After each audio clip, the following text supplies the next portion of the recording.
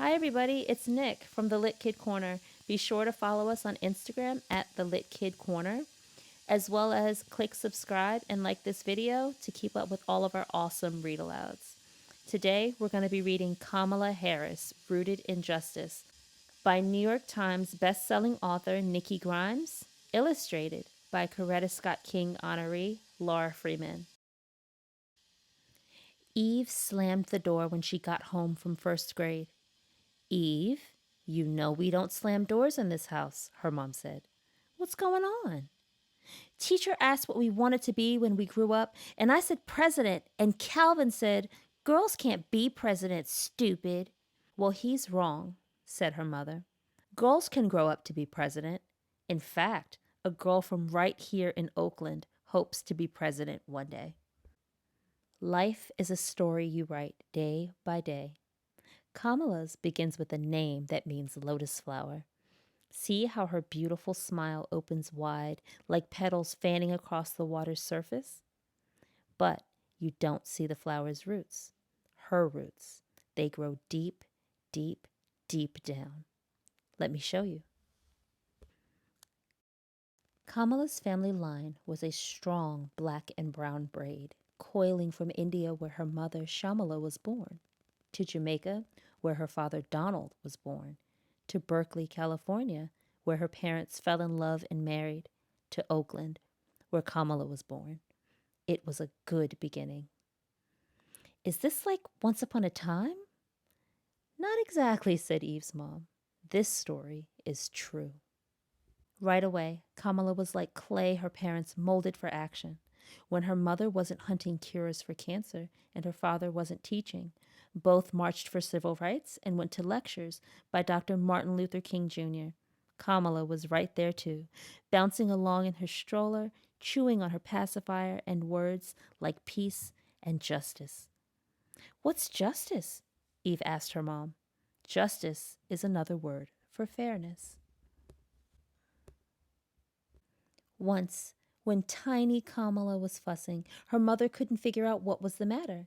"What do you want, little girl?" she asked. "Freedom," said Kamala, and a waterfall of laughter sputtered from her mother's mouth. At demonstrations, marchers often chanted, "What do we want?" And the answer was always freedom. Little Kamala had been listening. Kamala's baby sister Maya screamed her way into the world when Kamala was 2. In no time, the sisters were having faraway adventures together, like visiting their grandparents in Zambia. Grandfather, P.V. Gopalan, was a senior diplomat there. He had once fought for India's independence. His wife, Rajam, Kamala's grandmother, fought for the rights of women. Little by little on these visits, Kamala and Maya learned that fighting for justice ran in the family. Sadly, when Kamala was 7, her family squeezed into a different shape.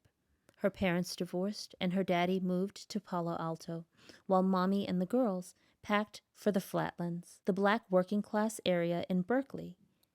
Having a long-distance daddy can make your heart hurt, but Kamala's new neighbors welcomed her family with smiles and helping hands, warm as sunshine. Still, Kamala was sometimes lonely for her daddy. Luckily, her godmother, Auntie Mary, lived close by and gave Kamala extra hugs whenever she needed them. Like other black and brown kids in the Flatlands, Kamala was part of a California program to integrate the schools. Every day she rode a yellow bus, bumping through familiar city streets all the way to the wealthy white part of town, with sprawling hillsides painted with gardens. Thousand Oaks Elementary was a world away, but Kamala didn't mind. There, she got to meet kids who were rich and poor, black and white, kids who celebrated holidays she'd never even heard of. There, teachers taught her to count to 10 in many different languages. "Oh, I can count to 10 in Spanish," said Eve. "Who taught you that?" asked her mom. "Guadalupe, from next door." Eve smiled proudly. School let out before Mrs. Harris got home, so Kamala and Maya spent the afternoons at the Shelton house, 2 doors down. where Miss Regina Shelton ran daycare and after-school programs with posters on the walls of Frederick Douglass, Sojourner Truth, and Harriet Tubman. Mrs. Shelton was a second mother to Kamala, always encouraging her to have confidence. Once, Mrs. Shelton bit into a lemon bar Kamala had made all by herself, accidentally using salt instead of sugar. "Oh, delicious," said Mrs. Shelton. "Maybe a little too much salt, but really delicious," she said, never pointing out Kamala's total failure.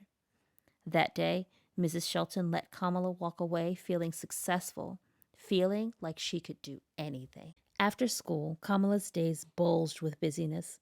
She had homework, piano lessons, ballet lessons, and Barbie playtime. Thursday nights were the best, though. The family would go to the Rainbow Sign, a cultural center celebrating Black art, music, books, and film. James Baldwin spoke there, Maya Angelou read there, and Nina Simone sang there. Nina's gravelly voiced version of To Be Young, Gifted, and Black often rang through Kamala's home. The more she heard this favorite song, the more Kamala thought, I'm young, gifted, and black too. On Sundays, when they weren't visiting their father, Kamala and Maya rocked from side to side at the 23rd Avenue Church of God, where they tapped tambourines and sang as a part of the children's choir. Fill My Cup, Lord, was Kamala's favorite hymn. The church was where she learned the Bible, that God asked us to speak up for those who can't, to defend the rights of the poor and needy, like some lawyers do. Her Uncle Sherman was that kind of lawyer. Maybe someday Kamala could be one too. I don't want to be a lawyer, said Eve. But I like making sandwiches for the homeless. That's helping too, right? Right, said her mom. In her first year of middle school, Kamala would need a lot of faith. She learned a new lesson about change, a lesson dressed in down jackets and mittens. Her family was moving north, where 12 feet of snow and her mother's new job waited in Montreal. It would be a wonderful adventure, Shamala told the girls, but Kamala grumbled. The thought of leaving her friends and the warmth of sunny California made her shiver. It was February, and Montreal, robed in winter's sparkling white, felt like it had ice in its veins. Kamala couldn't stop shivering. Worse yet, their new neighbors spoke French, a language Kamala's mother insisted her daughters learn. The English name of the French school her mother handpicked for them was Our Lady of the Snows. That's a funny name, said Eve. Maybe, said her mom, but Kamala wasn't laughing. Montreal was no place for a lotus flower. Sighing, Kamala unpacked her new clothes and her old experiences, like marching for change with her mom. One spring day, when the temperatures rose enough for outdoor sports, Kamala and Maya marched in front of their apartment building, waving picket signs because kids weren't allowed to play soccer on the front lawn. It wasn't fair, and Kamala cared a lot about fairness. The building manager read Kamala and Maya's signs and changed the rules. Kamala adjusted to life in Canada, but memories of her home country still rang her heart like a bell. After graduating high school, she ached to return to America, where her parents had nursed her on the civil rights movements. She couldn't wait to follow in the footsteps of her heroes, Constance Baker Motley, Charles Hamilton Houston, and Thurgood Marshall. Marshall had attended Howard University, and Kamala decided she would too. On her first day at Howard, Kamala turned this way and that, smiling at the faces of students from America, Africa, the Caribbean. It was Thursday nights at the Rainbow Sign all over again, where everyone in the room was black like her. They reminded her of home and the people she wanted to help, the people she wanted to fight for. This university would begin to teach her how. Howard seemed like a perfect place to run her very first campaign. It was for class representative of the Liberal Arts Student Council. Her competition was tough, but so was Kamala. Every day between classes, she passed out flyers in the campus yard and told any students who'd listen why they should vote for her. When the last ballot was counted, Kamala came out the winner. Daddy says I don't have any competition, 'cause there's only one me, said Eve. That's right, said her mom. He should tell Kamala there's only one her. Eve's mom just smiled. Kamala's time at Howard was focused on the future. She competed on the debate team to sharpen her speaking skills. She interned at the Federal Trade Commission. She did research at the National Archives to study the workings of government.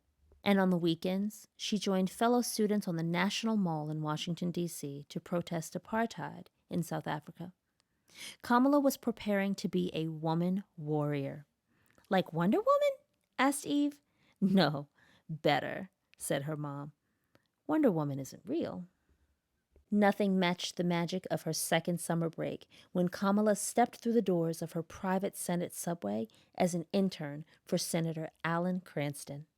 Kamala could barely hold in the secret of her joy.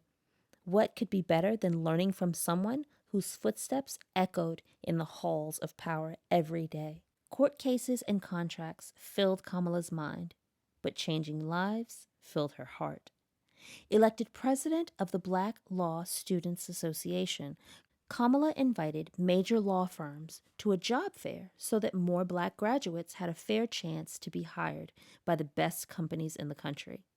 This work was great practice for Kamala's future. Graduating law school meant there was one more exam to take, the California bar. Without passing it, Kamala could not practice the law. She didn't pass, which taught Kamala something new: failure. It is the toughest teacher, but it can also be the best because it makes you dig down deep and try harder. On the second try, Kamala passed. If at first you don't succeed, said Eve's mom, try again, finished Eve. Kamala was finally ready to climb the mountain of her dreams. First, Deputy District Attorney. Next, the first female District Attorney of San Francisco. Then, the first Black woman Attorney General of California. Peak by peak, she rose, eventually becoming the second Black woman voted into the U.S. Senate. Lawyer, prosecutor, senator. The little girl named Lotus Flower had turned herself into a person others could call on for help. Did she use magic to turn herself into that person? Asked Eve. No, sweetie. Kamala just used hard work. As senator, Kamala fought for laws to help workers earn more money, joined the Women's March on Washington for equality and civil rights, and telephoned lawyers to help immigrant children who came to America looking for someplace safe to live. Each time she answered a call for help, Kamala proved that her family's legacy of public service was alive and well in her. What's a legacy? Asked Eve. It's like the inheritance you leave behind for your children. Kamala had traveled far, but she hadn't finished climbing the mountain of her dreams. On Martin Luther King Jr.'s birthday, on the TV show Good Morning America, Kamala told the world, "I'm running for President of the United States." She immediately got goosebumps, wondering if Shirley Chisholm, the first Black woman to run for president, was smiling down from heaven that very moment. Months into the race, Kamala realized that running for president cost more money than she thought, and Kamala's campaign team didn't have enough. She decided to give up on her run for the 2020 presidential nomination. Sad to leave the race, Kamala looked forward to all the good work she could still do as Senator Harris. That's okay, said Eve. If at first you don't succeed, try again. Exactly, said her mom. Will Donald and Shamala's daughter ever get to call the White House home? Only God knows. Kamala Harris is still writing her American story. And so are you. I know what happens next, said Eve. What? Asked her mom. Tomorrow, I'll tell Calvin that he's wrong and he's a doofus.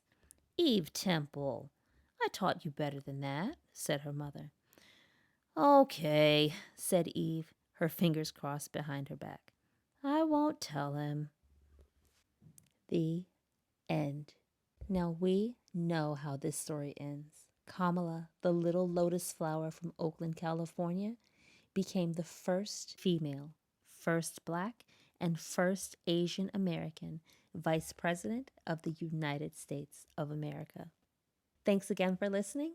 I hope you enjoyed this story. I hope it inspired you to try and try again. Please be sure to subscribe and like this video to hear more amazing stories from the Lit Kid Corner. And while you're at it, follow us on Instagram at the Lit Kid Corner. Bye.